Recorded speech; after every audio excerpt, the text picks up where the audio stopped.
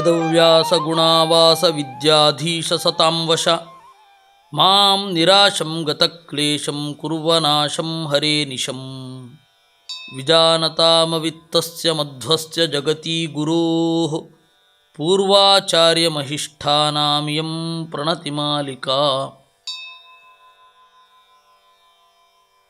ಹೋದ ಸಂಚಿಕೆಯಲ್ಲಿ ಋಷಿಗಳನ್ನು ಕುರಿತಾದ ಸೊಲ್ಲು, ಎಲ್ಲ ಋಷಿಗಳ ಸಂಗ್ರಹ ನಮ್ಮ ಜೀವನದಲ್ಲಿ ಪ್ರಭಾವ ಬೀರುವ, ಪ್ರಭಾವ ಬೀರಿದ ಎಲ್ಲ ತರಹದ ಋಷಿಗಳ ಚಿಂತನೆಯನ್ನು ಹೇಳುವ ಶ್ಲೋಕವನ್ನು ನೋಡಿದ್ವಿ. ಅದರಲ್ಲಿ ನಾವು ಶ್ಲೋಕಾರ್ಧದ ಚಿಂತನೆಯನ್ನು ಮಾಡಿದ್ವಿ. ಪುಲಹ ಅನ್ನುವ ಋಷಿಯಿಂದ ಶುರು ಆಗಬೇಕಿತ್ತು. ಪುಲಹರ ಪಾತ್ರ ಬಹಳ ಏನು ಬರೋದಿಲ್ಲ, ಆದರೆ ಒಂದು ಮಾತ್ರ, ಅವರು ಸಪ್ತರ್ಷಿಗಳಲ್ಲಿ ಒಬ್ಬರು. ಸಪ್ತರ್ಷಿಗಳು ವೇದವನ್ನು ರಕ್ಷಿಸುವ ಜವಾಬ್ದಾರಿಯನ್ನು ಹೊತ್ತವರು. ಯುಗ ಯುಗಗಳು ಕಳೆದಾಗ ಮನುಷ್ಯರಿಗೆ ವೇದ ಮರ್ತೋಗಿರುತ್ತೆ, ಲೋಕದಲ್ಲಿ ಆ ವೇದಗಳ ಪರಂಪರೆ ನಾಶ ಆಗಿ ಹೋಗುತ್ತೆ. ಆದರೆ ಆ ಯುಗ ಮರಳಿ ಬಂದಾಗ ವೇದವನ್ನೆಲ್ಲ ಯಾರ ಮಾಧ್ಯಮದಲ್ಲಿ ಲೋಕ ಸ್ವೀಕರಿಸಬೇಕು? ಸಪ್ತರ್ಷಿಗಳ ಮಾಧ್ಯಮದಲ್ಲಿ. ಸಪ್ತರ್ಷಿಗಳು ಕೂಡ ಬೇರೆ ಬೇರೆ ಮನ್ವಂತರಗಳಿಗೆ ಬೇರೆ ಬೇರೆಯವರಿದ್ದಾರೆ. ಆದರೆ ಮೊದಲ ಮನ್ವಂತರದಲ್ಲಿ ಪುಲಹರಿದ್ದರು. ಹೀಗಾಗಿ ಅವರನ್ನು ಯಾವಾಗಲೂ ನೆನಪಿಸ್ಕೊಳ್ಬೇಕು. ಈ ಪುಲಹರು ದೀರ್ಘಕಾಲದ ಹಿಂದೆ ಮರೆತು ಹೋದ ಸಂಗತಿಗಳನ್ನು, ಅತ್ಯಂತ ಮಹತ್ವದ ಸಂಗತಿಯನ್ನು ನಮಗೆ ಕೊಡಲಿಕ್ಕೆ ಬೇಕವರು. ಅದರಿಂದಾಗಿ ಅವರನ್ನು ನೆನಪಿಸಿಕೊಳ್ಳಬೇಕು. ಶಕ್ತಿ ವಸಿಷ್ಠೋಂಗಿರಾಹ. ಶಕ್ತಿ, ನಾವು ಆಗಲೇ ಶಕ್ತಿಯನ್ನು ಒಂದು ಸ್ವಲ್ಪ ಮುಟ್ಟಿದ್ವಿ. ಪರಾಶರರ ಅಪ್ಪ. ಅಪ್ಪನಿಗೆ ವಿರುದ್ಧವಾಗಿ ನಾನು ನಡೆಯುವುದಿಲ್ಲ ಅಂತ ಸಂಕಲ್ಪ ಮಾಡಿದವರು. ಅವನೊಬ್ಬ ರಾಜ, ಅವನ ಹೆಸರು ಸತ್ಯವ್ರತ ಅಂತ. ಸತ್ಯವ್ರತ ಅಂದರೆ ಗೊತ್ತಾಗೋಲ್ಲ, ಹರಿಶ್ಚಂದ್ರನ ಅಪ್ಪ ಅಂದರೆ ಗೊತ್ತಾಗತ್ತೆ. ಅಷ್ಟೇ ಅಲ್ಲ, ತ್ರಿಶಂಕು ಅಂದರೂ ಗೊತ್ತಾಗತ್ತೆ. ಶಂಕು ಅಂದರೆ ಅಪರಾಧ, ತ್ರಿಶಂಕು ಅಂದರೆ 3 ಕ್ಷಮಿಸಲಾಗದ ಅಪರಾಧ ಮಾಡಿದವ ಅಂತ. ಅದಕ್ಕೆ ಅವನಿಗೆ ತ್ರಿಶಂಕು ಅಂತ. ಅವನಿಗೆ ಒಂದು ತ್ರಿಶಂಕು ಸ್ವರ್ಗ ಅಂತ ಹೇಳಿ ಒಂದು ಇಡಿಯಂ. ನಾವು ಕನ್ನಡವನ್ನು ಬಳಸಬೇಕ್ರಿ. ಮಕ್ಕಳಿಗೆ ನಾವು ಇಂಗ್ಲೀಷ್ ಹೇಳ್ಕೊಟ್ಟು ಬಹಳ ಉದ್ಧಾರ ಆಗ್ತಾ ಇದ್ದೀವಿ ಅಂತ ಅಂದ್ಕೊಂಡಿದ್ದೀವಿ. ನಮ್ಮ ಬೇರು ಇರೋದು ಭಾಷೆಯಲ್ಲಿ. ಯಾಕೆ ಹೇಳ್ತಾ ಇದ್ದೀನಿ ಅಂದರೆ, ಒಂದು ನಾಣ್ಣುಡಿಯ ತರಹ ಬಳಸ್ತಾ ಇದ್ರು, ಅದು ತ್ರಿಶಂಕು ಸ್ವರ್ಗ ಅಂತ. ಇತ್ತಲೂ ಅಲ್ಲದ ಅತ್ತಲೂ ಅಲ್ಲದ ಒಂದು ಮನಸ್ಥಿತಿ, ಅದು ತ್ರಿಶಂಕು ಅಂತ ಬಳಸ್ತಾ ಇದ್ರು.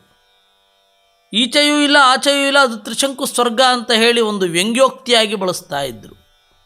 ನಾವು ಕನ್ನಡವನ್ನು ಕತ್ತರಿಸಿಕೊಂಡೆವು, ಇದು ಹೊರಟೋಯ್ತು. ನಾವು ಬೇರೆಯೇ ಭಾಷೆಯ ಇಡಿಯಮ್ಸ್ಗಳನ್ನು ಬಳಸಲಿಕ್ಕೆ ಶುರು ಮಾಡ್ತೇವೆ. ಆವಾಗ ಆ ಪುರಾಣದ ನೆನಪು ಹೊರಟು ಹೋಗುತ್ತೆ. 7-11 7-11 ಅನ್ನೋದು 18 ಅನ್ನೋದರ ಸಂಘರ್ಷದ ಸಂಕೇತ. ಗಂಗೋದಕ ಇವೆಲ್ಲ ಮಾತಾಡಿ ಮಾತಾಡಿ ಉಳಿಯುವಂಥದ್ದು. ಹರಿವಾಣ, ಆ ದೊಡ್ಡ ಪ್ಲೇಟ್ ತೊಗೊಂಬ ಈಗ ಅಂತಾರೆ. ಬೆಳ್ಳಿ ಪ್ಲೇಟ್ ತೊಗೊಂಬ, ಬಂಗಾರದ ಪ್ಲೇಟ್ ತೊಗೊಂಬ. ಆ ಪ್ಲೇಟಲ್ಲಿ ಅದಿಲ್ಲ, ಹರಿವಾಣದಲ್ಲೇ ಹರಿ ಇದ್ದಾನೆ. ಈ ಶಕ್ತಿಯ ಒಂದು ಚಿಂತನೆ. ಆ ಸತ್ಯವ್ರತ ಅಲಿಯಾಸ್ ತ್ರಿಶಂಕು ಅವನಿಗೆ ಸಶರೀರವಾಗಿ ಸ್ವರ್ಗಕ್ಕೆ ಹೋಗಬೇಕು ಅಂತ ಅನ್ನಿಸಿತು. ಅವನೇನು 3 ತಪ್ಪು ಮಾಡಿದ ಅದೆಲ್ಲ ಪುರಾಣದಲ್ಲಿ ಯೋಚನೆ ಮಾಡುವ ಬಿಡಿ. ಅವನು ಸೀದಾ ಹೋಗಿ ವಸಿಷ್ಠರಿಗೆ ಹೇಳಿದ, ಈ ಶರೀರದಿಂದಲೇ ನಾನು ಸ್ವರ್ಗವನ್ನು ನೋಡಬೇಕು ಅಂತ ಇದೆ, ಹಾಗೆ ವ್ಯವಸ್ಥೆ ಮಾಡಿ. ಅದಕ್ಕೆ ಅವ್ರು ಆಗೋಲ್ಲ, ಇದು ಪ್ರಕೃತಿ ವಿರುದ್ಧ ಅಂದರು. ಸರಿ, ಅವ್ರ ಮಗನ ಹತ್ರ ಹೋದ, ಅದೇ ಶಕ್ತಿ. ಅವ್ರ ಹತ್ರ ಹೋಗಿ, ನಿಮ್ಮ ಅಪ್ಪನ ಬದಲು ನಿಮ್ಮನ್ನು ರಾಜಪುರೋಹಿತರನ್ನಾಗಿ ಮಾಡ್ತೇನೆ, ಬೇಕಷ್ಟು ಧನಕನಕಗಳನ್ನು ಕೊಡುತ್ತೇನೆ, ನಿರಂತರ ಉಪಭೋಗವನ್ನು ನಿಮಗೆ ಈ ರಾಜ್ಯದಲ್ಲಿ ದೇಶದಲ್ಲಿ ಕಲ್ಪಿಸಿ ವಿಲ್ ಬರೆದಿಟ್ಟು ಹೋಗ್ತೇನೆ, ಸಶರೀರವಾಗಿ ಸ್ವರ್ಗಕ್ಕೆ ಹೋಗುವಂತೆ ಮಾಡಿ. ಆಗೋಲ್ಲ ಅಂದರು. ನಿಮ್ಮ ಅಪ್ಪನನ್ನು ನಾನು ರಾಜಪುರೋಹಿತ ಪದವಿಯಿಂದ ಕೆಳಗಡೆ ಇಳಿಸಿ ನಿಮ್ಮನ್ನು ರಾಜಪುರೋಹಿತನನ್ನಾಗಿ ಮಾಡ್ತೇನೆ. ನನಗೆ ಅನುಗ್ರಹ ಮಾಡಿದ ಅಪ್ಪನ ಮತ್ತು ನನ್ನ ವಿರುದ್ಧ ಭೇದವನ್ನು ಉಂಟು ಮಾಡ್ತೀಯ, ಒಡಕುಂಟು ಮಾಡ್ತೀಯ, ನೀನು ಚಂಡಾಲ ಆಗಿ ಹೋಗುವಂತ ಶಾಪ ಕೊಟ್ಟರು. ಹೀಗೆ ಪಿತೃಗಳಿಗೆ ಅನುವ್ರತನಾಗಿ ಇದ್ದ ಶಕ್ತಿ. ಅಂತಹ ಶಕ್ತಿಯನ್ನು ನಾವು ನೆನಪಿಸಿಕೊಳ್ಳಬೇಕು. ವಸಿಷ್ಠರದ್ದಂತೂ ಹೇಳೋದೇ ಬೇಡ. ನಾವಿಲ್ಲಿ ತನಕ ಯಾವ್ಯಾವ ಋಷಿಗಳನ್ನೆಲ್ಲ ನೋಡಿದ್ವಿ, ಅಲ್ಲೆಲ್ಲ ಎಲ್ಲೋ ವಸಿಷ್ಠರ ಸಂಬಂಧ ಇದ್ದೇ ಇತ್ತು. ಸಪ್ತರ್ಷಿಗಳಲ್ಲಿ ನೋಡಿ, ವಿಶ್ವಾಮಿತ್ರರ ಕಥೆಯಲ್ಲಿ ನೋಡಿ, ಪರಾಶರರ ಕಥೆಯಲ್ಲಿ ನೋಡಿ, ಎಲ್ಲ ಋಷಿಗಳಿಗೆ ಸಂಬಂಧಪಟ್ಟ ಹಾಗೆ ವಸಿಷ್ಠರು ನಮಗೆ ಕೇಳ್ತಾ ಇರ್ತಾರೆ. ಅಂತಹ ವಸಿಷ್ಠರು ನಮಗೆ ಬೇಕು. ವಸಿಷ್ಠ ಅಂತಂದರೆ ವಸತಾಮುತ್ತಮ ಅಂತ, ವಾಸ ಮಾಡುವವರಲ್ಲೇ ಅತ್ಯಂತ ಶ್ರೇಷ್ಠವಾದ ವ್ಯಕ್ತಿ. ಅವರು ಮಗನ ಸಾವನ್ನು ತಡ್ಕೊಳ್ಳಿಕ್ಕಾಗಲಿಲ್ಲ. ಅದಾಗಿದ್ದು ಬೇರೆಯವರಿಂದ ಆದ ಮಗನ ಸಾವನ್ನು, ಅಂದರೆ ಮಗನ ಹತ್ಯೆಯನ್ನು ನೋಡಿದ್ರು. ಅವ್ರಿಗೆ ಶಕ್ತಿ ಇದ್ದರೂ ಕೂಡ ಶಾಪವನ್ನು ಇನ್ನೇನನ್ನೋ ಕೊಡಲಿಲ್ಲ, ಆದರೆ ದುಃಖನೂ ತಡಿಲಿಕ್ಕಾಗಲಿಲ್ಲ. ಯಾಕೆಂದರೆ ಎಂತಹ ಋಷಿಗಳಿಗೂ ಕೂಡ ಒಂದು ಮಾನುಷ ಭಾವ ಇರೋದು ಬೇಡವೇ? ದುಃಖ ತಡ್ಕೊಳ್ಳಿಕ್ಕಾಗಲಿಲ್ಲ. ಅದಕ್ಕೆ ತಮ್ಮ ಕೈಗಳನ್ನೆಲ್ಲ ಕಟ್ಟಿಕೊಂಡು ಇಡೀ ಮೈಯನ್ನು ಹಗ್ಗದಿಂದ ಸುತ್ತಿಕೊಂಡು ಒಂದು ನದಿಗೆ ಬಿದ್ದರು, ಗಂಗಾ ನದಿಯ ಒಂದು ಭಾಗಕ್ಕೆ. ಆ ನದಿ ನೂರಾಗಿ ಹರಿದು ಅವರ ಕಟ್ಟನ್ನೆಲ್ಲ ಬಿಚ್ಚಿ ದಡಕ್ಕೆ ತಂದು ಬಿಟ್ಟಿತಂತೆ. ನದ್ಯಾಭಿಮಾನಿ ದೇವತೆ ವಸಿಷ್ಠರಿಗೆ ಗೌರವ ಸೂಚಿಸಿದ ಪರಿ ಅದು. ಆ ನದಿಗೆ ವಿಪಾಶ ಅಂತ ಹೆಸರು ಬಂತು. ಪಾಚ ಅಂದರೆ ಹಗ್ಗ, ಅದನ್ನು ಬಿಚ್ಚಿಟ್ಟವಳು, ಅದಕ್ಕೆ ವಿಪಾಶ. ಅದು ಉತ್ತರದವರ ಬಾಯಲ್ಲಿ ವಕಾರಕ್ಕೆ ಬಕಾರ ಹೇಳ್ತಾರೆ. ಅವರು ವಿಕ್ರಮನನ್ನು ಬಿಕ್ರಮ ಅಂತಾರೆ, ವಿಪಾಶನನ್ನು ಬಿಪಾಶ ಅಂತಾರೆ, ವಿಹಾರವನ್ನು ಬಿಹಾರ ಅಂತಾರೆ. ಹಾಗೆ ವಿಪಾಶನ ಬಿಪಾಶ ಅಂತಾರೆ. ಹೀಗಾಗಿ ಆ ನದ್ಯಾಭಿಮಾನಿ ದೇವತೆಗಳು ಮೊದಲಾದ ಎಲ್ಲರೂ ಕೂಡ ಗೌರವ ತೋರಿದ ವ್ಯಕ್ತಿ. ವಾಸ ಮಾಡಿದವರಲ್ಲಿ ಅಗ್ರಗಣ್ಯ, ಈ ಭೂಮಿಯಲ್ಲಿ ವಾಸ ಮಾಡಿದವರಲ್ಲಿ ಅತ್ಯಂತ ಉತ್ತಮ. ಅದರಿಂದಾಗಿ ಅವರು ವಸಿಷ್ಠರು. ವಸತಾಂ ಉತ್ತಮ ವಸಿಷ್ಠ. ಈ ಪದಕ್ಕೆ ತಕ್ಕಂತೆ ಇದ್ದರು ಅಂದರೆ ಇನ್ನೇನು ಹೇಳಬೇಕು ಅವ್ರ ಬಗ್ಗೆ? ಏನೂ ಹೇಳಬೇಕಾದ ಅಗತ್ಯ ಇಲ್ಲ. ಇನ್ನು ಅಂಗಿರಾಹ ಅಂತ ಅಥರ್ವ ವೇದದ ಮಂತ್ರಗಳನ್ನು ಕಂಡವರು. ಅಥರ್ವ ಋಷಿಗಳು ಹೇಗೆ ಕಂಡ್ರೋ ಹಾಗೆ ಅಂಗಿರಸ ಋಷಿಗಳು ಅಥರ್ವ ವೇದದ ಬಹುವಂಶವನ್ನು ಕಂಡ್ರು. ಅಥರ್ವ ವೇದದಲ್ಲಿ ಏನಿಲ್ಲ, ಏನೇನೋ ಇಲ್ಲ. ಜನರೆಲ್ಲ ಏನೇನು ಅನ್ಕೊಂಡ್ಬಿಟ್ಟಿದ್ರು. ನಾವು ಚಿಕ್ಕವರಿದ್ದಾಗ ಅಯ್ಯೋ ಬಸ್ಸು ಕಾರು ಕಂಡುಹಿಡಿಯೋ ವಿದ್ಯೆ ಎಲ್ಲ ಅಥರ್ವ ವೇದದಲ್ಲಿದೆ ಅಂತ. ಆ ತರಹ ಏನಿಲ್ಲ. ಆದರೂ ಅದು ಅದ್ಭುತ. ಏನು? ಹೃದಯ ಸ್ತಂಭನ ವಿದ್ಯೆ, ಹೃದಯ ಸ್ತಂಭನದಿಂದ ಪಾರಾಗುವ ವಿದ್ಯೆ, ವನಸ್ಪತಿಗಳ ಗುಣ, ಇವುಗಳನ್ನೆಲ್ಲ ಹೇಳುತ್ತೆ ಅಥರ್ವ ವೇದ. ರಾಜನೀತಿ ಬಹಳ. ಆಮೇಲೆ ನಾವು ಇವತ್ತು ಅಥರ್ವ ವೇದದ ಮಹತ್ವ ಬಹಳ ದೊಡ್ಡದದು. ಅಥರ್ವ ವೇದದ ಬಗ್ಗೆ ಹೇಳ್ತಾ ಕೂತ್ರೆ ಅದು ಮುಗಿಯೋದೇ ಇಲ್ಲ. ಆ ಅಥರ್ವ ವೇದದ ಬಹುವಂಶ ಮಂತ್ರಗಳನ್ನು ಕಂಡವರು ಅಂದರೆ ಎಂತಹ ಅರಿವಿನ ಋಷಿಯಾಗಿರಬೇಕು. ಹೀಗಾಗಿ ಅಂಗಿರಾಹ ಇವರನ್ನು ಇಲ್ಲಿಗೆ ನಿಲ್ಲಿಸಿ ಮೂರನೆಯ ಸಾಲಿಗೆ ಬರುವ ಮಾಂಡವ್ಯೋ ಜಮದಗ್ನಿ ಗೌತಮ ಭರದ್ವಾಜಾದಯಸ್ತಾಪಸಾಹ. ಮಾಂಡವ್ಯರು ಒಂದು ತಪ್ಪಿಗೆ ಎಷ್ಟು ವಯಸ್ಸಿನ ಮೇಲೆ ಶಿಕ್ಷೆ ಆಗತ್ತೆ? ಈಗ 18 17 ಏನೋ ಮಾಡಿದ್ದಾರೆ, ಚೇಂಜ್ ಆಗ್ತಾ ಇರುತ್ತೆ. ಸಾಮಾನ್ಯವಾಗಿ 16 ವರ್ಷದ ಮೇಲೆ ಅವನು ತಪ್ಪು ಮಾಡಿದರೆ ಅವನಿಗೆ ಶಿಕ್ಷೆ ಕೊಡಬಹುದು. 16 ಪ್ರಾಯ 18 ಇರಬೇಕು, 18 17 ಆ ತರಹ. 16 ವರ್ಷಕ್ಕೆ ಮೇಲ್ಪಟ್ಟು ತಪ್ಪು ಮಾಡಿದರೆ ಮಾತ್ರ ಶಿಕ್ಷೆ, ಉಳಿದಂತೆ ಇಲ್ಲ ಅಂತ ಒಂದು ಕಾನೂನು ಎಲ್ಲ ಕಡೆ ಇದೆ. ಆದರೆ ಮಾಂಡವ್ಯ ಋಷಿಗಳು ಆ ವಿಚಾರದಲ್ಲಿ ಒಂದು ಕಾನೂನನ್ನು ಜಗತ್ತಿನಲ್ಲಿ ಅಮಲುಪಡಿಸಿದರು. 14 ವರ್ಷಗಳ ಮೇಲ್ಪಟ್ಟು ತಪ್ಪು ಮಾಡಿದರೆ ಅವ್ರಿಗೆ ಶಿಕ್ಷೆ ಆಗತ್ತೆ. 14 ವರ್ಷಕ್ಕಿಂತ ಕೆಳಗಡೆ ಏನಾದರೂ ತಪ್ಪು ಮಾಡಿದರೆ ಅದಕ್ಕೆ ಶಿಕ್ಷೆ ಇಲ್ಲ, ಎಕ್ಸ್ಕ್ಯೂಸ್ ಕೊಡಬೇಕು. ಈ ವಾದವನ್ನು ದೇವತೆಗಳ ಮುಂದೆ ಇಟ್ಟವರು ಮಾಂಡವ್ಯರು. ಅವರನ್ನು ಮಾಂಡವ್ಯರು ಅಂತ ಕೂಡ ಕರೀತಾರೆ. ಒಂದೊಂದು ಪ್ರಕೃತಿಯಲ್ಲಿ ಬದಲಾವಣೆ ಆಗಬೇಕು ಅಂತಂದರೆ ಪ್ರಕೃತಿ ಯಾವುದೋ ಒಬ್ಬನನ್ನು ಮಾಧ್ಯಮವಾಗಿಸಿಕೊಳ್ಳುತ್ತೆ. ನೋಡಿ, ಮದುವೆ ಅನ್ನುವ ಒಂದು ಪದ್ಧತಿ ಜಾರಿಗೆ ಬರಬೇಕಾದರೆ ಶ್ವೇತಕೇತು ಬರಬೇಕಾಯಿತು. ಅಲ್ಲಿ ತನಕ ಅದೇನು ಬೇರೆ ಪರಿಸ್ಥಿತಿ ಇತ್ತು, ಅದರ ನಂತರ ನೋಡುವ. ಮಾಂಡವ್ಯರು ಹಾಗೆ ಒಂದು ಸರ್ತಿ ರಾಜ ಒಬ್ಬ ತಪ್ಪಾಗಿ ತಿಳಿದು ಅವರನ್ನು ಶೂಲಕ್ಕೆ ಏರಿಸಿಬಿಟ್ಟ. ಶೂಲಕ್ಕೆ ಏರಿಸೋದು ಅಂತಂದರೆ ಕೆಳಗಡೆಯಿಂದ ಒಂದು ಈಟಿ, ಅದರಲ್ಲಿ ಅವ್ರನ್ನ ಚುಚ್ಚು ಬಿಡೋದು. ಒಂದು ದೊಡ್ಡ ಕಡ್ಡಿ ಇರುತ್ತೆ, ಅದಕ್ಕೆ ಕಿತ್ತಳೆ ಹಣ್ಣನ್ನು ಚುಚ್ಚಿದ್ರೆ ಹೇಗೋ ಹಾಗೆ ಮನುಷ್ಯನನ್ನು ಚುಚ್ಚು ಬಿಡೋದು. ಅಷ್ಟು ಭೀಕರ. ಶೂಲಕ್ಕೆ ಏರಿಸುವುದು ಅಂತ ಕರೀತಾರೆ. ಗಿಡ್ಡಂಗಿಗೆ ಏರಿಸುವುದು ಅಂತ ಕೂಡ ಕನ್ನಡದಲ್ಲಿ ಹೇಳ್ತಾರೆ. ಪ್ರಾಚೀನ ಕನ್ನಡದ ಕಾವ್ಯಗಳಲ್ಲಿ ಗಿಡ್ಡಂಗಿಗೇರಿಸುವಿಕೆ ಅಂತ ಹೇಳ್ತಾರೆ, ಗಿಡ್ಡಂಗಿ ಶಿಕ್ಷೆ ಅಂತಾರೆ. ಆ ತರಹ ಏರಿಸಿಬಿಡೋದು. ರಾಜ ಏನೋ ತಪ್ಪು ತಿಳುವಳಿಕೆ ಉಂಟಾಗಿ ಅವರನ್ನು ಏರಿಸಿಬಿಟ್ಟ. ಅವರು ಯಮದೇವರ ಹತ್ತಿರ ಹೋದರು. ಯಮನ ಹತ್ತಿರ ಕೇಳಿದ್ರು, ಏನು ತಪ್ಪು ಮಾಡಿದ್ದೇನೆ ಅಂತ ಈ ಶಿಕ್ಷೆ? ಅವ್ರದ್ದು 2 ತಪ್ಪಿತ್ತು. ಒಂದು, ಪತಂಗಿಕಾನಾಂ ಪೃಷ್ಠೇಶು ತ್ವಯೈಷಿಕಾ ಪ್ರವೇಶಿತ, ಮಹಾಭಾರತದಲ್ಲಿ ಬರುವ ಮಾತು. ನೊಣಗಳ ಹಿಂದೆ ಒಂದು ಸೂಜಿ ತಗೊಂಡು ಚುಚ್ಚುತ್ತಾ ಇದ್ದೆ, ಅದಕ್ಕೆ ನಿನಗೆ ಶಿಕ್ಷೆ. ವಸ್ತುತಃ ಶಿಕ್ಷೆ ಆಗಿದ್ದು ಅದಕ್ಕಲ್ಲ. ಶಿಕ್ಷೆ ಆಗಿದ್ದು ವಸಿಷ್ಠ ಸಾಮ್ಯಂ ಸಮಭೀಪ್ಸಮಾನಂ. ಇದು ದೊಡ್ಡ ಶಿಕ್ಷೆ, ಇದು ತಪ್ಪೇ ಅಲ್ಲ. ಯಾಕೆಂದರೆ ಈ ತಪ್ಪಿನಿಂದ ಏನು ಇದು ಅಪರಾಧ, ಅದರಿಂದ ಏನು ಆ ಶಿಕ್ಷೆ ಅನುಭವಿಸಬೇಕಿರುತ್ತೆ, ಆ ಶಿಕ್ಷೆಯನ್ನು ಮೀರಿಸುವಂತೆ ಅವರು ತಪಸ್ಸು ಮಾಡಿಬಿಟ್ಟಿದ್ದಾರೆ. ಅದರಿಂದಾಗಿ ಅವರು ಹೇಳಿದ್ದು ವಸಿಷ್ಠ ಸಾಮ್ಯಂ ಸಮಭೀಪ್ಸಮಾನಂ, ವಸಿಷ್ಠರ ಎತ್ತರಕ್ಕೆ ಏರಬೇಕು ಅಂತ ಅವರು ತಪಸ್ಸು ಮಾಡ್ತಾ ಇದ್ದರು. ಆ ತಪಸ್ಸನ್ನು ನಿಲ್ಲಿಸಬೇಕು, ಯಾಕೆಂದರೆ ಅವ್ರಿಗೆ ಅದು ಅಪಾಯಕಾರಿ.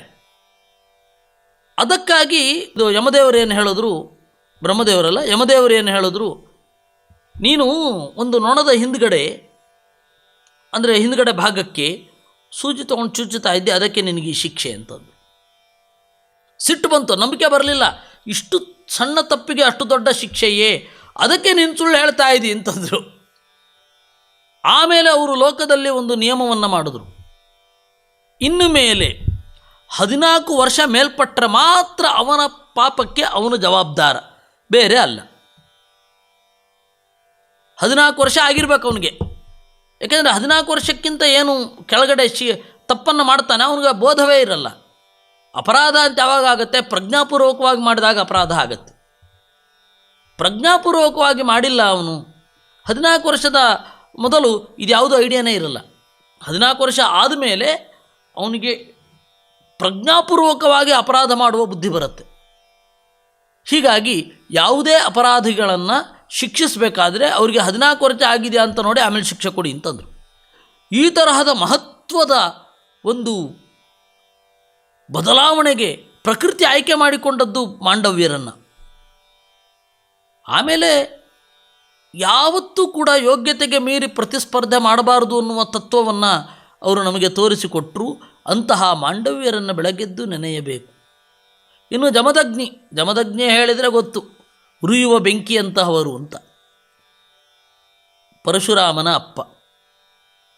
ಇನ್ನು ಗೌತಮರು ನೋಡಿ, ಜಮದಗ್ನಿ ಮತ್ತು ಗೌತಮ ಹೆಂಡತಿಗೆ ಶಿಕ್ಷೆ ಕೊಟ್ಟು ದೊಡ್ಡವರಾದವರು. ಜಮದಗ್ನಿ ಅವನ ಹೆಂಡತಿ ರೇಣುಕೆ ಅಂತ. ಆ ರೇಣುಕೆ ಸೀದಾ ಹೋದ್ಲು, ನದಿಯಲ್ಲಿ ನೀರು ತುಂಬಿಕೊಳ್ತಾ ಇದ್ಲು ಅಥವಾ ಸ್ನಾನಕ್ಕೆ ಹೋಗಿದ್ಲು. ಅಲ್ಲಿ ನೀರು ತುಂಬ್ಕೋತಾ ಇದ್ಲು ಅಂತಿಲ್ಲ, ಸ್ನಾನಕ್ಕೆ ಹೋಗಿದ್ಲು. ಅಲ್ಲಿ ಯಾರೋ ಒಬ್ಬ ಗಂಧರ್ವ ರಾಜ ಸಖಿಯರೊಡನೆ ಆಟ ಆಡ್ತಾ ಇದ್ದ. ಅದನ್ನು ನೋಡಿ ಅವಳಿಗೆ ಮನಸ್ಸಿನ ಚಾಂಚಲ್ಯ ಉಂಟಾಯಿತು. ನಾನು ಇವನ ಜೊತೆ ಆಡಿದರೆ ಹೇಗೆ ಅಂತ ತಾನು ಅನುಭವಿಸ್ತಾ ಇದ್ದ ಕಷ್ಟಗಳ ಬಗೆಗೆ ಒಂದು ಕ್ಷಣ ಬೇಡ, ಈ ಸುಖ ಅನುಭವಿಸೋಣ ಅಂತ ಅನ್ನಿಸಿಬಿಡ್ತು. ಅವಳಿಗೆ ಮರುಕ್ಷಣ ಅರಿವಾಯಿತು, ನಾನು ತಪ್ಪಾಗಿ ಯೋಚನೆ ಮಾಡಿದೆ ಅಂತ. ಅವಳು ಬಂದ್ಲು. ಜಮದಗ್ನಿಗದು ಗೊತ್ತಾಯಿತು, ಅವಳಿಗೆ ಶಿಕ್ಷೆ ಆಗಬೇಕು ಅಂತ. ಪರಶುರಾಮನ ಕೈನಲ್ಲಿ ಆ ಶಿಕ್ಷೆಯನ್ನು ಕೊಡಿಸಿ ಆಮೇಲೆ ಅವಳನ್ನು ಮತ್ತೆ ಬದುಕಿಸಿದ. ಇದು ರೇಣುಕೆಯ ದೊಡ್ಡಸ್ತಿಕೆ, ಜಮದಗ್ನಿಯ ದೊಡ್ಡಸ್ತಿಕೆ. ನಮಗಿದು ಬೇಕೇ ಆಗಿಲ್ಲ. ನಾವು ಏನೇನೋ ತಪ್ಪು ತಿಳ್ಕೊಂಡು ಮರಳಲ್ಲಿ ಕೊಡ ಮಾಡ್ತಾ ಇದ್ಲು, ಎಂತೆಂಥದೋ ಕಥೆ. ಅದೆಲ್ಲ ಇಲ್ಲ ಅಲ್ಲಿ ಮೂಲದಲ್ಲಿ. ಆ ಜಮದಗ್ನಿ ಏನಿದ್ದಾನೆ, ಶಿಕ್ಷೆ ಕೊಟ್ಟು ಆ ಶಿಕ್ಷೆಯನ್ನು ಶಿಕ್ಷಣವಾಗಿ ಮಾರ್ಪಡಿಸುವ ಶಕ್ತಿ ಇದ್ದದ್ರಿಂದಾಗಿ ಅವನು ಗ್ರೇಟ್ ಆಗಿದ್ದು. ಕೇವಲ ಶಿಕ್ಷೆ ಕೊಡಲಿಲ್ಲ, ಅದನ್ನು ಶಿಕ್ಷಣವಾಗಿ ಮಾರ್ಪಡಿಸಿದ. ಅದರಿಂದಾಗಿ ಜಮದಗ್ನಿ. ಆದರೆ ಗೌತಮರದ್ದು ಬೇರೆ ತರಹ. ಅವರು ತಮ್ಮ ಯೋಗ್ಯತೆಗಿಂತ ಮೀರಿದ ತಪಸ್ಸು ಮಾಡ್ತಾ ಇದ್ದರು. ಅದಕ್ಕೆ ಅವರ ತಪಸ್ಸನ್ನು ಕೆಡಿಸಬೇಕು. ಯಾಕೆ ಕೆಡಿಸಬೇಕು ಅಂದರೆ ಒಳ್ಳೆ ದೃಷ್ಟಿಯಿಂದ. ಇಂದ್ರ ಬಂದು ಅಹಲ್ಯೆಯನ್ನು ಕೂಡಿದ. ಅದಕ್ಕೆ ಅವ್ರಿಗೆ ಸಿಟ್ಟು ಬಂತು. ಗೌತಮರು ಇಂದ್ರನಿಗೆ ಶಾಪ ಕೊಟ್ಟರು. ಇಂದ್ರ ಆ ಶಾಪವನ್ನು ಸಂತೋಷದಿಂದಲೇ ತಗೊಂಡ, ಅವನಿಗೇನಾಗಲಿಲ್ಲ. ಆಮೇಲೆ ಅಹಲ್ಯೆ ಏನು ಮಾಡಿದ್ಲು, ಆ ಶಾಪವನ್ನು ತೆಗೆದುಕೊಂಡು ಪ್ರಾಯಶ್ಚಿತ್ತಕ್ಕಾಗಿ ತಪಸ್ಸನ್ನು ಮಾಡಿದಳು. ನೀವು ವಾಲ್ಮೀಕಿ ರಾಮಾಯಣ ನೋಡಿದರೆ ಅದು ಗೊತ್ತಾಗತ್ತೆ. ಅಧಶಯ್ಯ ನಿರಾಹಾರ ತಪ್ಯಂತಿ ಭಸ್ಮಶಾಯಿನಿ, ಯಾರಿಗೂ ಕಾಣದಂತೆ ಆದಳು. ರಾಮ ಯಾವತ್ತು ಬರ್ತಾನೆ ಅವತ್ತು ನಿನ್ನ ಪ್ರಾಯಶ್ಚಿತ್ತ ಪೂರ್ಣ ಆಗಿದೆ ಅಂತ ಅರ್ಥ ಅಂತ ಅವ್ರು ಹೇಳಿದರು ಗೌತಮರು. ರಾಮ ಯಾವತ್ತು ಬರ್ತಾನೆ, ರಾಮನ ದರ್ಶನ ಆಯಿತು ಅಂದರೆ ನಿನ್ನ ಪ್ರಾಯಶ್ಚಿತ್ತ ಪೂರ್ಣ ಆಗಿದೆ ಅಂತ ಅರ್ಥ. ಈ ತರಹದ ತಪ್ಪಿಗೆ ಪ್ರಾಯಶ್ಚಿತ್ತ ಎಂಥದ್ದು? ತಪ್ಪಿಗೆ ನೋಡಿ ಎಂತಹ ವರ. ಈ ತಪ್ಪು ಮಾಡಿದ್ಯಾ, ನಿನಗೆ ದೇವರ ದರ್ಶನ ಆಗಲಿ ಅಂತ ಹೇಳಿದರೆ ಅದು ಅನುಗ್ರಹವೋ ನಿಗ್ರಹವೋ? ಆದರೆ ಇಂದ್ರನಿಗೆ ಮಾಡಿದ್ದರಿಂದಾಗಿ ಅವರ ತಪಸ್ಸು, ಬೇಡದ ತಪಸ್ಸಿನ ಫಲ ಅದು ಕಣ್ಮರೆಯಾಯಿತು. ಆದರೆ ಹೆಂಡತಿಗೆ ಕೊಟ್ಟವರ ಅದ್ಭುತ ಅದು. ನಿನಗೆ ರಾಮನ ದರ್ಶನ ಆಗಲಿ. ಈ ತರಹದ ಅದ್ಭುತ ವ್ಯಕ್ತಿ ಗೌತಮರು. ಇನ್ನು ಭರದ್ವಾಜರು ಬೃಹಸ್ಪತಿಯ ಮಕ್ಕಳು. ಆ ಭರದ್ವಾಜರಲ್ಲಿ ಮತ್ತೆ ಬೃಹಸ್ಪತ್ಯಾಚಾರ್ಯರು ಬಂದರು. ಹೇಗೆ? ದ್ರೋಣ ರೂಪದಲ್ಲಿ. ಅಪ್ಪನಾದವ ಮಗನ ಹೊಟ್ಟೆಯಲ್ಲಿ ಬರೋದು ಅನ್ನೋದನ್ನು ನಾವು ಪ್ರತ್ಯಕ್ಷವಾಗಿ ಕಂಡದ್ದು ಇಲ್ಲಿ ಭರದ್ವಾಜರಲ್ಲಿ. ಬೃಹಸ್ಪತಿಯ ಮಗ ಭರದ್ವಾಜರು. ಆ ಭರದ್ವಾಜರ ಮಗನಾಗಿ ದ್ರೋಣಾಚಾರ್ಯರು ಬಂದರು. ದ್ರೋಣಾಚಾರ್ಯರು ಯಾರು ಅಂದರೆ ಸಾಕ್ಷಾತ್ ಬೃಹಸ್ಪತಿಗಳು. ಈ ತರಹದ ಮಹಿಮೆ, ಈ ತರಹದ ತಪಸ್ವಿಗಳು ನೋಡಿ. ಇವರ ಜೀವನದಲ್ಲಿ ಕಾನೂನಿನಿಂದ ತಪ್ಪು ತಿಳಿಯಲ್ಪಟ್ಟು ಎತ್ತರಕ್ಕೆ ಏರಿದವ ಮಾಂಡವ್ಯ. ಹೆಂಡತಿಗೆ ಶಿಕ್ಷೆ ಕೊಟ್ಟು ಶಿಕ್ಷಣವಾಗಿ ಮಾಡಿ ಎತ್ತರಕ್ಕೆ ಏರಿದವ ಜಮದಗ್ನಿ. ಅದೇ ರೀತಿ ಹೆಂಡತಿಗೆ ಶಿಕ್ಷೆ ಕೊಟ್ಟು ರಾಮನ ದರ್ಶನ ಆಗುವಂತೆ ಮಾಡಿ ಅವಳನ್ನು ಆನಂದದಲ್ಲಿ ಮುಳುಗಿಸಿದವ ಗೌತಮ. ಏನು ಇವ್ರದ್ರಲ್ಲಿ ನೋಡಿ, ಸಾಮಾನ್ಯ ಏನು ಅಂತ ಹೇಳಿದ್ರೆ ನಾವು ಮನುಷ್ಯರಲ್ಲಿ ಆಗುವಾಗ ನೋಡಿ ಪರಿಸರ ಅವರನ್ನು ಕೆಟ್ಟದಾಗಿ ಮಾಡಿತು ಅಂತ. ನೋಡಿ ಏನೇನು ಪರಿಸರ ಇದೆ ಇಲ್ಲಿ. ಯಾರನ್ನು ತಗೊಳ್ತೀರಾ? ವಿಶ್ವಾಮಿತ್ರರನ್ನು ತಗೊಳ್ತೀರಾ, ಔರ್ವನನ್ನು ತಗೊಳ್ತೀರಾ, ಭೃಗುಗಳನ್ನು ತೆಗೆದುಕೊಳ್ತೀರಾ, ಅಗಸ್ತ್ಯರನ್ನು ತೆಗೆದುಕೊಳ್ತೀರಾ, ಶಕ್ತಿಯನ್ನು, ವಸಿಷ್ಠರನ್ನು, ಅಂಗಿರಸರನ್ನು, ಮಾಂಡವ್ಯರನ್ನು. ಸಾಮಾನ್ಯವಾಗಿ ಒಬ್ಬರು ದುಷ್ಟರಾದರು ಅನ್ನೋದಕ್ಕೆ ನೋಡಿ ಪೊಲೀಸರು ಅವರನ್ನು ಕೆಟ್ಟದಾಗಿ ನಡೆಸ್ಕೊಂಡ್ರು, ದುಷ್ಟರಾಗುವುದರು ಅವರು ಅಂತ ಸಮರ್ಥನೆ ಕೊಡುವವರಿದ್ದಾರೆ ಇವತ್ತು. ಆದರೆ ನೋಡಿ, ರಾಜ ಕೆಟ್ಟದಾಗಿ ನಡೆಸ್ಕೊಂಡ, ಅದಕ್ಕಾಗಿ ತನ್ನ ಕರ್ಮ ಕಾರಣವೇ, ಏನು ತಪ್ಪು ಮಾಡಿದ್ದೇನೆ ಅಂತ ಆತ್ಮವಿಮರ್ಶೆ ಮಾಡಿಕೊಂಡ್ರು ಮಾಂಡವ್ಯರು. ತನ್ಮೂಲಕ ಜಗತ್ತಿಗೆ ಎಂತಹ ಫಲ ಸಿಕ್ಕಿತು, ಎಂತಹ ಕಾನೂನು ಸಿಕ್ಕಿತು. ಕಾನೂನಿನಿಂದ ಶಿಕ್ಷೆಗೊಳಗಾದ ಒಬ್ಬ ಹೊಸ ಕಾನೂನನ್ನು ತಂದ ಲೋಕದಲ್ಲಿ, ಅದು ಮಾನ್ಯ ಆಯಿತು. ಆ ತರಹದ ಮಹತ್ವ ಮಾಂಡವ್ಯರದ್ದು. ಇನ್ನು ಜಮದಗ್ನಿ ಪರಶುರಾಮನನ್ನು ಪಡೆದದ್ದು ಒಂದು ಮಹತ್ವ ಬಿಡಿ, ಇನ್ನೊಂದು ಅವರಿಗೆ ತಾನು ಕೊಟ್ಟ ಶಿಕ್ಷೆಯನ್ನು ಶಿಕ್ಷೆಯಾಗದಂತೆ ಮಾಡುವ ತಪಸ್ಸಿನ ಸಾಮರ್ಥ್ಯ ಇತ್ತು. ಬೇರೆ ಯಾರಿಗಾದರೂ ಆಗಿರುತ್ತಾ? ಪರಶುರಾಮ ಕೊಲ್ಲೋದಂತೆ ಕೊಂದ ಮೇಲೆ ಆ ತಾಯಿಯನ್ನು 3 ಜನ ಮಕ್ಕಳನ್ನು ಮತ್ತೆ ಬದುಕಿ ಬರುವಂತೆ ಮಾಡ್ತಾರಂತೆ. ಶಿಕ್ಷೆ ಕೊಟ್ಟಿದ್ದು ಮಾತ್ರ ಅಲ್ಲ, ಅದು ಸರಿಯಾಗಿ ಮಾಡುವಂತಹ ಶಕ್ತಿ ಅವರಲ್ಲಿ ಇತ್ತು. ಅದರಿಂದಾಗಿ ಅವರನ್ನು ನೆನೆಯಬೇಕು. ಜಮದಗ್ನಿ ಗೌತಮರು ಅಹಲ್ಯೆಯ ಗಂಡ, ಆ ಗೌತಮರನ್ನು ನೆನೆಯಬೇಕು. ನಾವು ಅತ್ಯಂತ ಪ್ರೀತಿಪಾತ್ರರಾದವರು ಮೇರೆ ತಪ್ಪಿ ನಡೆದರೆ ಅವರು ಅದನ್ನು ಒಪ್ಪಿಕೊಂಡ್ರೆ ಈ ತರಹದ ಪ್ರಾಯಶ್ಚಿತ್ತ ಕೊಡಬೇಕು ಅವ್ರಿಗೆ ಅಂತ ತೋರಿಸಿದವರು ಗೌತಮರು. ಮತ್ತು ನಮ್ಮ ತಪ್ಪಿಗೆ ದೇವರ ಸ್ಮರಣೆಯೇ ಪ್ರಾಯಶ್ಚಿತ್ತ, ಅದನ್ನು ತೋರಿಸಿಕೊಟ್ಟವರು. ಏನೋ ತಪ್ಪು ಮಾಡಿರ್ತೀವಿ, ಅದಕ್ಕೇನು ಪ್ರಾಯಶ್ಚಿತ್ತ? ದೇವರ ನಾಮಸ್ಮರಣೆ.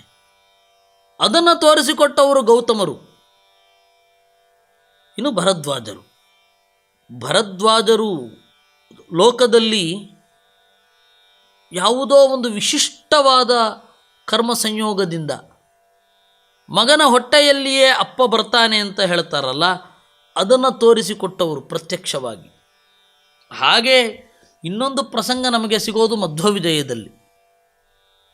ಗೋದಾತ್ರೇ ಮೋಕ್ಷದಾತ ಅಂತ ಹೇಳ್ತಾರೆ. ಒಬ್ಬ ಬ್ರಾಹ್ಮಣ ಇದ್ದ. ನಾರಾಯಣ ನಡಿಲ್ಲಾಯರಿಗೆ ಮಧ್ಯಗೇಹ ಭಟ್ರು ಅನ್ನೋದು ಹೆಸರಲ್ಲ, ಮಧ್ಯಗೇಹ ಭಟ್ರು ಅಂತ ಯಾರಾದರೂ ಹೆಸರಿಟ್ಕೊಳ್ಳಿಕ್ಕಾಗತ್ತಾ?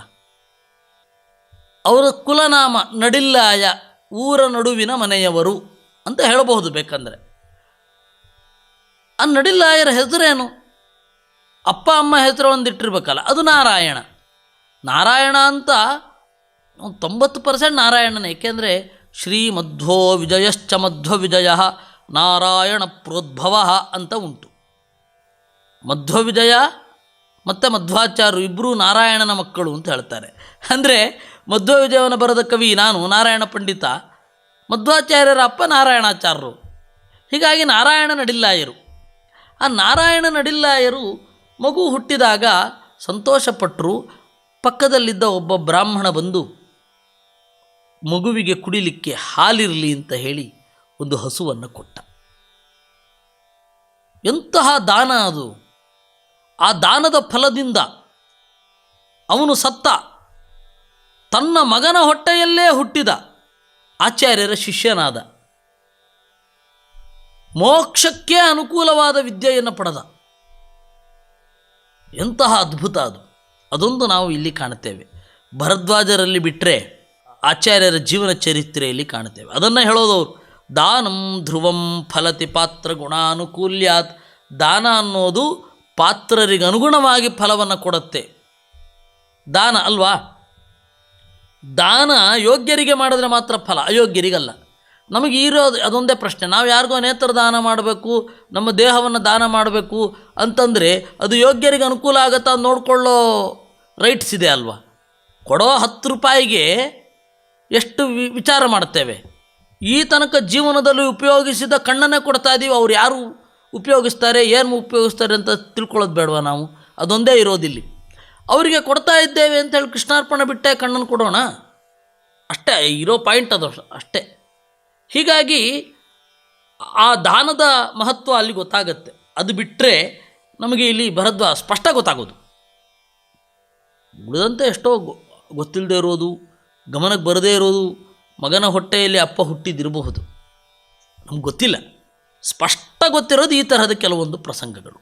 ಈ ತರಹದ ತಾಪಸರು ಶ್ರೀಮದ್ವಿಷ್ಣು ಪದಾಂಬುಜೈಕ ಶರಣಾಹ. ಜೀವನದ ಯಾವುದೇ ಏಳು ಬೀಳುಗಳಲ್ಲಿ ಅವರು ದೇವರ ಅಡಿಗಳನ್ನೇ ನೆನೆಯದೇ ಇರಲಿಲ್ಲ. ಅಂತಹವರು ನಮಗೆ ಮಂಗಳವನ್ನು ಉಂಟು ಮಾಡಲಿ ಅಂತ ನಾವಿಲ್ಲಿ ಕೇಳಿಕೊಳ್ಬೇಕಾಗಿದೆ. ಅದರಂತೆ ಹಾಗೆ ಕೇಳಿದ್ದೇವೆ. ಒಟ್ಟಾರೆ ವಿಶ್ವಾಮಿತ್ರ ಪರಾಚರೋರ್ವ ಭೃಗವೋಗಸ್ತ್ಯ ಪುಲಸ್ತ್ಯಕ್ರತು ಶ್ರೀಮಾನತ್ರಿಮರೀಚು ಚಥ್ಯ ಪುಲಹ ಶಕ್ತಿರ್ವಸಿಷ್ಠೋಂಗಿರಾ ಮಾಂಡವ್ಯೋ ಜಮದಗ್ನಿಗೌತಮ ಭರದ್ವಾಜಾದಯಸ್ತಾಪತಾ ಶ್ರೀಮದ್ವಿಷ್ಣುಪದಾಂಬುಜೈಕಚರಣಾ ಕುರುವಂತು ನೋ ಮಂಗಳಂ ಅಂತ. ಎಂತೆಂತಹ ವಿಚಿತ್ರವಾದ, ಅದ್ಭುತವಾದ, ಎತ್ತರದ ವ್ಯಕ್ತಿತ್ವಗಳನ್ನು ಒಂದು ತಕ್ಕಡಿಯಲ್ಲಿ ಇಟ್ಬಿಟ್ಟಿದ್ದಾರೆ ರಾಜರಾಜೇಶ್ವರರು. ಅವರಿಗೂ ದೊಡ್ಡ ನಮಸ್ಕಾರ.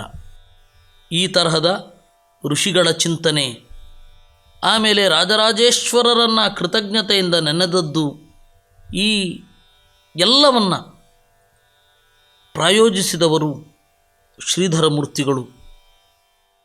ಅವರಿಗೆ ಈ ಋಷಿಗಳ ಕಸುವನ್ನು ತಿಳಿದುಕೊಳ್ಳುವಂತಹ ಅರಿವು ಸಂಪನ್ನವಾಗಲಿ ಅಂತ ಹೇಳ್ತಾ, ಅವರಿಗೆ ಮಂಗಳವನ್ನು ಆಶಂಸೆ ಮಾಡ್ತಾ, ಮಂಗಳಾಷ್ಟಕದ ಈ 3ನೆಯ ಸೊಲ್ಲನ್ನು ದೇವರಿಗೆ ಅರ್ಪಿಸೋಣ. ಕೃಷ್ಣಾರ್ಪಣಮಸ್ತು.